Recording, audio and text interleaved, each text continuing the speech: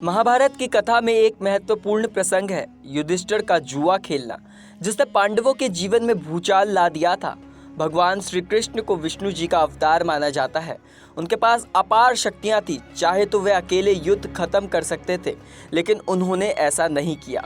वो सिर्फ अर्जुन के सारथी बने और उसे मार्गदर्शन देते रहे। अक्सर यह सवाल उठता है कि जब श्री कृष्ण पांडवों के इतने हितैषी थे, तो उन्होंने युधिष्ठिर को जुआ खेलने से क्यों नहीं रोका। इसके पीछे कई कारण हैं, जिनमें से ये 5 मुख्य कारण कुछ इस तरह से हैं। श्री कृष्ण गीता में कर्म के सिद्धांत का उपदेश देते हैं।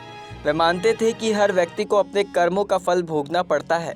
युधिष्ठिर ने अपनी इच्छा से जुआ खेलने का निर्णय लिया था, इसीलिए श्री कृष्ण ने उनके कर्म से हस्तक्षेप नहीं किया। अगर वे ऐसा करते तो यह उनके द्वारा स्थापित कर्म के सिद्धांत के विरुद्ध होता। महाभारत का युद्ध धर्म की स्थापना के लिए आवश्यक था।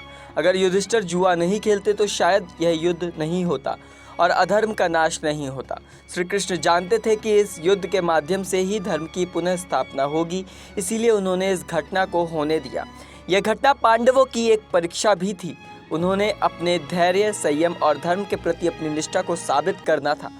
इस कठिन परिस्थिति में उन्होंने धर्म का मार्ग नहीं छोड़ा, यही उनके विजय का कारण बना। कुछ विद्वानों का मानना है कि यह सब एक दैवीय योजना का हिस्सा था।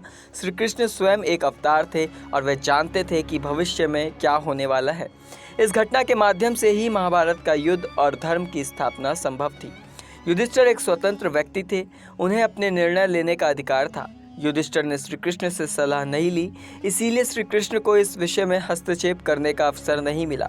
अगर पांडव श्री कृष्ण से सलाह लेते तो वे निश्चित रूप से उन्हें जुआ खेलने से रोक लेते।